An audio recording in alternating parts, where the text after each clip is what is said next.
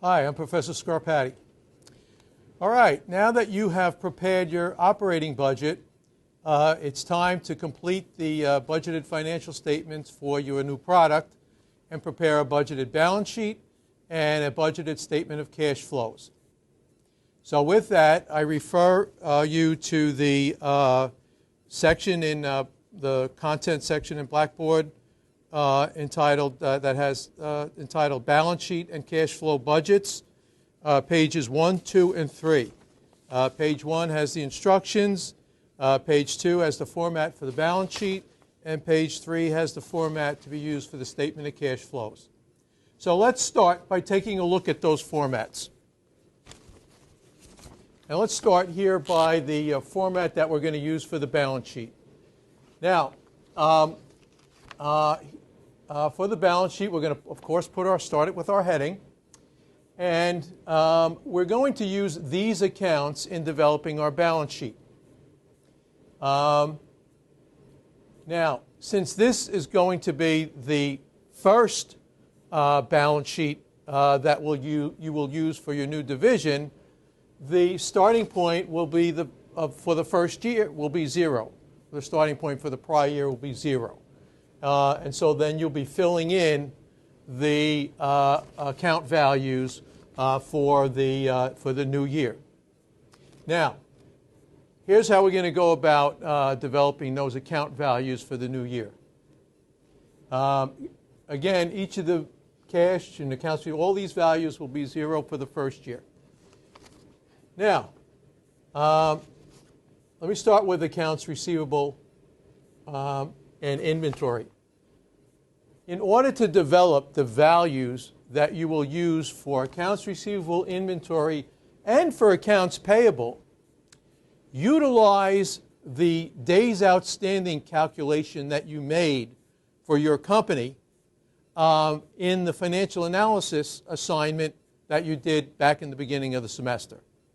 So, at that time, you calculated days outstanding for accounts receivable, days outstanding for inventory, days outstanding for accounts payable for your company. Utilize those days outstanding. So, for example, let's assume, I'm going to use even numbers for this example. So let's assume you're calculating accounts receivable. We said that you developed your days outstanding for accounts receivable, whatever that came to. You're going to apply those days outstanding to your sales. So, for example, let's assume you have sales for your new product of $365,000 for the year 2016. You divide it by 365 days.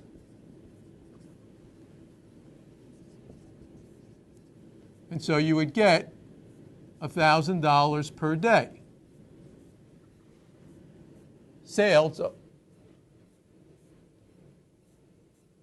$1,000 per day.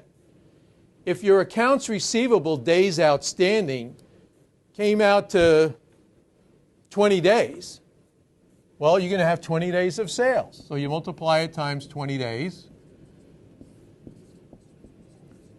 And so your accounts receivable balance will be $20,000. You with me? Let's go through that again. Let's assume you have sales for your new division of $365,000 for the year. You divide it by 365 days, you get $1,000 of sales per day. If your accounts receivable is 20 days, then you have 20 days of accounts receivable, 20 times 1,000, boom. You would use 20,000. If you had inventory, let's assume your cost of goods sold for your new division for the year was $162,000. Again, divided by 365 days, you get $500 per day of cost of goods sold. So if your inventory days outstanding came out to 10 days, 10 days times 500, you'd put 5,000 as the balance for your inventory. Same thing for accounts payable. Okay, you with me? How you utilize the days outstanding that you calculated for your company for receivables, inventory, and accounts payable to develop the account values to use at the end of the year for your for those accounts. So that would give us receivable, inventory, and accounts payable. Okay, so with that, let's go back to the instruction page, page 1 of the handout. So it says, assume a beginning balance of 0 for each account, which I mentioned. Utilize the attached format. So you're going to utilize this format for the balance sheet and for the statement of cash flows, which I'll give you in a minute. For accounts receivable, inventory, and accounts payable, utilize the days outstanding, which I just mentioned. Now it says, assume that $10 million will be invested in plant and equipment. This assumes that the parent company is going to invest $10 million for your new products, plant, and equipment. All right? This facilitates so that you don't have to go research how much does it cost to build a factory for your new product. Right? So the parent company is going to lend your new division $10 million. So you're going to have $10 million in fixed assets and $10 million of borrowing from the parent company. Those amounts will appear in the balance sheet. So $10 million of fixed assets, $10 million of borrowing from the parent company.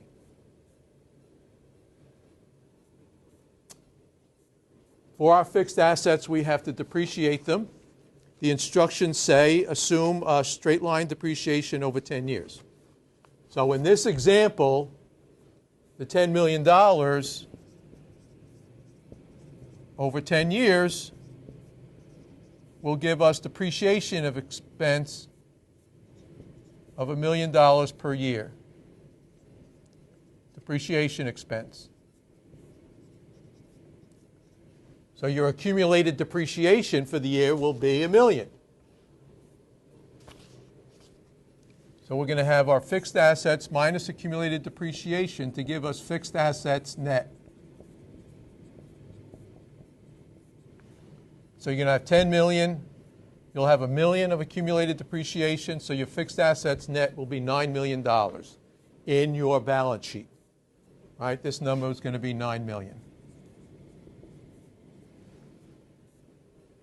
So we've got our receivables, our inventory, our fixed assets, our accounts payable, our initial investment. The retained earnings is going to be whatever your net income and loss is for that period of time, for the year 2016. The balance of your calculations of these accounts is going to be the change in cash. It's going to be cash. And that's how you'll develop your cash balance. After all of these are done, your balance, to make your balance sheet balance, will be the cash account. Let's review that one more time. You're going to use these accounts and only these accounts in your balance sheet. For receivables, inventory, and accounts payable, you're going to use the days outstanding you calculated earlier in the semester. For fixed assets, we've given you an assumption of $10 million, 10% straight line depreciation, which is $1 million per year, and there's the balance there. We've given you the $10 million to borrow there. The retained earnings is going to be whatever your net income or loss is for year one of your new product. The difference between all of that will be your cash value so that your balance sheet balances. Okay? So there's our balance sheet, which now brings us to our statement of cash flows. The statement of cash flows, as the name implies, measures the change in cash for a period of time. Now, it could be any period of time, but usually it's a day, a month, a quarter, or a year. But in this case, it will always be the period of time, the same period of time as your income statement. So, if your income statement is measuring a year, then your statement of cash flows will measure a year. So let's go over the format that you'll use for your statement of cash flows.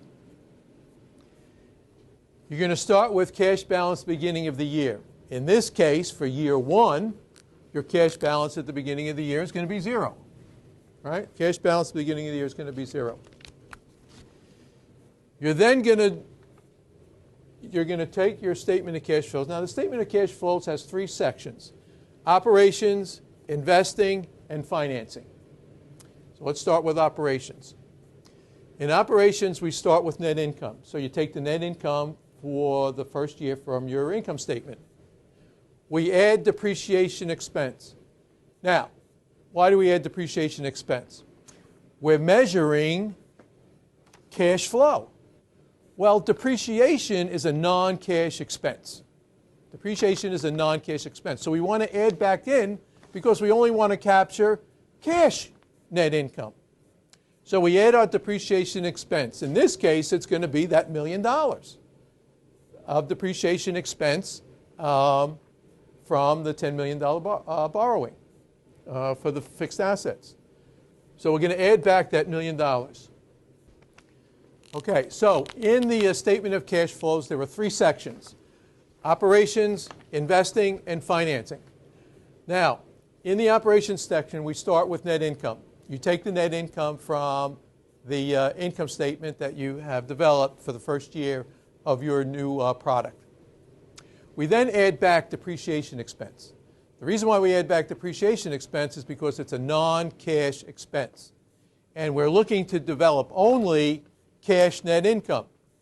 And so we have that depreciation expense. It's that $1 million that we use, the same $1 million that we use for the accumulated depreciation in the balance sheet.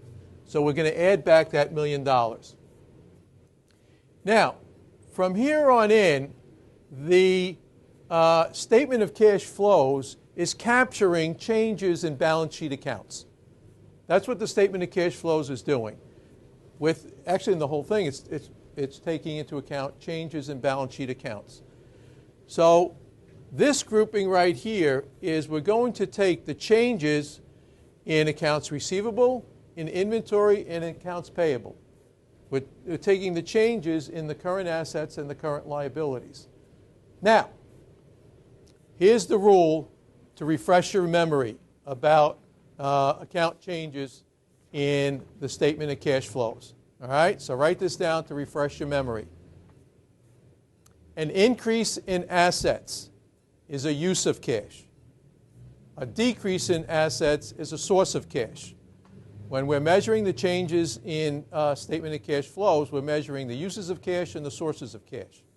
The uses of cash are a minus, the sources of cash are a plus. So let's go over that again. An increase in assets is a use of cash. A decrease in assets is a source of cash.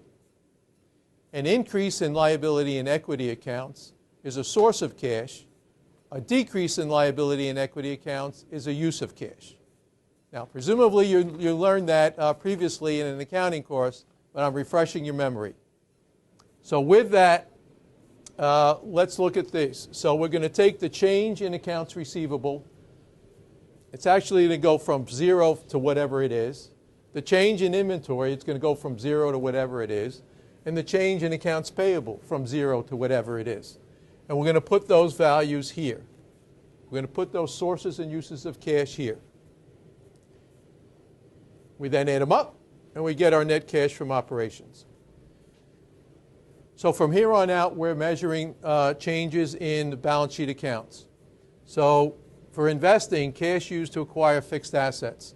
In this case, you're going to take the cash used to acquire that $10 million of fixed assets. That's going to be a use of cash, and so that'll be a minus $10 million there. For purposes of our statement of cash flows, that'll be the only item that will be in this section. And then finally, we have the financing section. Change in borrowing, well, here's the change in borrowing from 0 to $10 million. That's going to be a source of cash, so that'll be a plus $10 million.